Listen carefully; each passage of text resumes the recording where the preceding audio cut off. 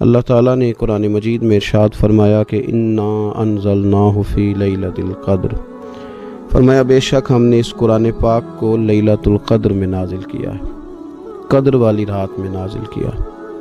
وما ادراک ما لیلۃ القدر، قرآن مجید کے انداز پر غور فرمائیں۔ فرمایا تم کیا جانتے ہو کہ لیلۃ القدر کیا ہے، تمہیں کیا خبر ہو کہ لیلۃ القدر کیا ہے؟ اس کی اہمیت دیکھیے۔ میں کہا کرتا ہوں کہ صرف اس ایک فکرے کو دیکھ لیا جائے، وما ادراک ما لیلۃ القدر، اور تم کچھ جانتے ہو کہ لیلۃ القدر کیا ہے، تمہیں کیا خبر کہ لیلۃ القدر 1000 مہینے سے بہتر ہے۔ ان آیات کو دیکھیں اور ساتھ نبی پاک صلی اللہ علیہ وسلم کا وہ فرمان دیکھیں جس میں حضور علیہ الصلوۃ والسلام نے فرمایا تمہارے پاس ایک مہینہ آ رہا ہے رمضان کا، اس میں ایک رات ہے جو 1000 مہینے سے بہتر ہے، اور یہ لفظ کتنے جھنجھوڑنے والے ہیں۔ حضور علیہ السلام نے فرمایا جو اس رات محروم رہ گیا وہ ہر نیکی سے محروم رہ گیا، جو اس رات محروم رہا محروم ہی رہ گیا۔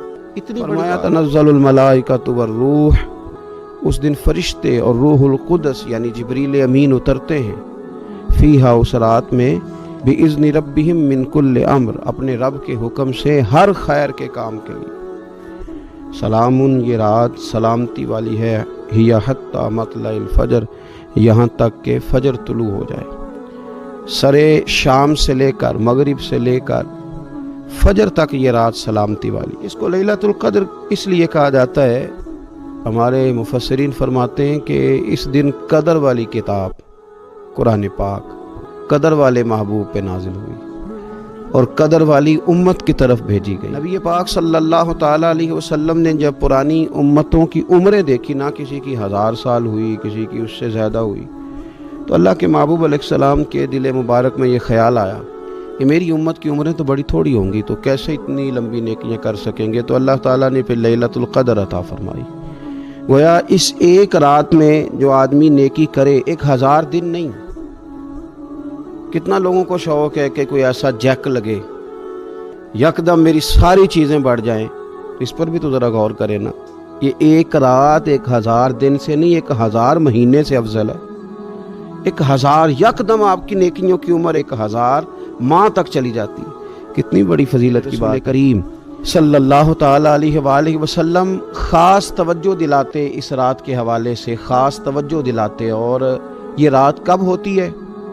صحیح حدیث میں موجود ہے، نبی پاک صلی اللہ تعالیٰ علیہ وسلم نے فرمایا کہ اسے رمضان کے آخری عشرے میں تلاش کرو۔ گویا یہ جو 5 طاق راتیں ہیں نا، 21ویں 23ویں 25ویں 27ویں 29ویں، ان طاق راتوں میں اس رات کو تلاش کرو۔ اس رات اللہ کے فرشتے نازل ہوتے ہیں، آسمان دنیا پر زمین پر فرشتے اترتے ہیں، حضرت جبریل امین علیہ الصلوۃ والسلام انہیں لے کر کے آتے ہیں، اور فرشتے کیا کرتے ہیں کہ جو بندہ اس رات اللہ کی یاد میں موجود ہو، جو بندہ اللہ تبارک و تعالیٰ کے ذکر میں موجود ہو، جو بندہ اس دن اللہ تبارک و تعالیٰ کی بارگاہ میں کسی بھی طور پر حاضر ہو، فرشتے اس کے لیے دعائے مغفرت بھی کرتے ہیں اور رب کی بارگاہ میں التجائے رحمت بھی کرتے ہیں۔ اور ایک روایت میں ہمیں یوں بھی ملتا ہے کہ فرشتے اس سے مصافحہ بھی کرتے ہیں، ہاتھ بھی ملاتے ہیں۔ دیکھیے نا کتنی سعادت مندی ہے کہ انسان عبادت کر رہا ہو اور فرشتے اس کی زیارت کو آئے۔ صوفیاء فرماتے ہیں تو پکا پروگرام بنا لے عبادت کا، فرشتے کئی بار تیری زیارت کو آیا کریں گے۔ اور پھر ایک اور بات یہاں بڑی قابل توجہ ہے کہ انسان جب محسوس کرتا ہے نا مجھے کچھ دیکھ رہا ہے، تو ذرا اس کی عبادت کا انداز بھی تھوڑا تبدیل ہو جاتا ہے۔ تو اگر یہ ذہن ہو ہمارا کہ ہمیں فرشتے دیکھ رہے ہیں اور وہ والی مخلوق دیکھ رہی ہے جو ہماری ڈائری ڈائریکٹ لے جا کے ہمارے رب کی بارگاہ میں پیش کرے، تو پھر کچھ زیادہ ہی توجہ مسلمان کی ہونی چاہیے، زیادہ ہی انہماک ہونا چاہیے، وہ کھو جائے کہ ہم کمزور بھی ہیں، ہمارے اندر کچھ پریشانیاں بھی ہیں، ہماری بیماریاں بھی ہیں، ہم لاغر بھی ہیں، ضعف بھی آ جاتا ہے، تھکاوٹ بھی ہمیں آ لیتی ہے، لیکن لمبی تو بات ہی کوئی نہیں، 5 تو طاق راتیں۔ حضرت سیدہ عائشہ صدیقہ رضی اللہ تعالیٰ عنہا ارشاد فرماتی ہیں کہ جب رمضان کا آخری عشرہ شروع ہوتا تھا نا، تو نبی پاک اپنی کمر کس لیتے تھے عبادت، خود بھی رات کو اٹھتے تھے، ہمیں بھی جگاتے تھے۔ یہ کوئی سونے کے دن تو نہیں ہے، تو جاگنے کے دن ہے۔ ساون کی کالی راتوں میں جب بوندا باندی ہوتی ہے، وہ راتوں کو اٹھ اٹھ روتے ہیں جب خلقت ساری سوتی ہے۔ یہ رب کے بندوں کی شان ہے۔ اور ویسے بھی درویش کہتے ہیں کہ رات پوے تے بے درداں نو نیند پیاری آوے، درد منداں نو تے یاد سجن دی ستیاں وی آن جگاوے۔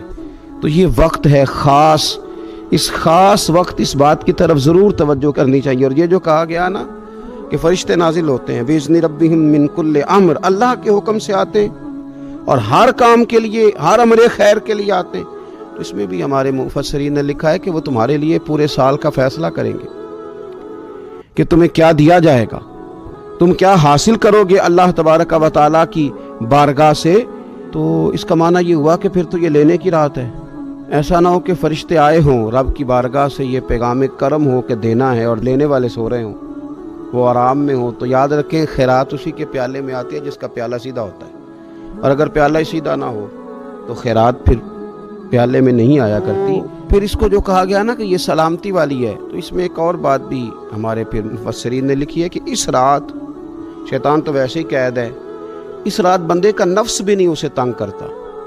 یہ طاق راتیں اتنی حسین ہے کہ تھوڑی سی بندہ ہمت کرے تو اللہ عبادت کے لیے اس کے دل کو قرار عطا کر دیتا ہے، اسے سکون ملتا ہے، طبیعت ٹھنڈی ہو جاتی اور وہ بڑے ذوق کے ساتھ اللہ کی عبادت کرتا ہے۔ خوب بیداری کا مظاہرہ کریں۔ رمضان سے پہلے مشورہ دیا تھا کپڑے وقت پہ خرید لو عید کے، اور وقت پہ سلا لو، اور وقت پہ چیزیں لے لو۔ یہ جو خاص دن ہیں عبادت کے، یہ لوگوں کے بازاروں میں گزر جاتے ہیں۔ یہ زیادہ تر وقت ہمارا خریداری میں اور شاپنگ میں اور ایسے مہمل کاموں میں صرف ہو جاتا ہے کہ جن کی وجہ سے یہ خاص چیزیں جو ہمیں میسر آنی تھیں ان سے ہم کئی دفعہ رہ جاتے ہیں۔ اس رات کرنا کیا ہے؟ زیادہ سے زیادہ کھڑے ہو کے رب کی عبادت کریں، قرآن شریف کی تلاوت کریں، استغفار پڑھیں۔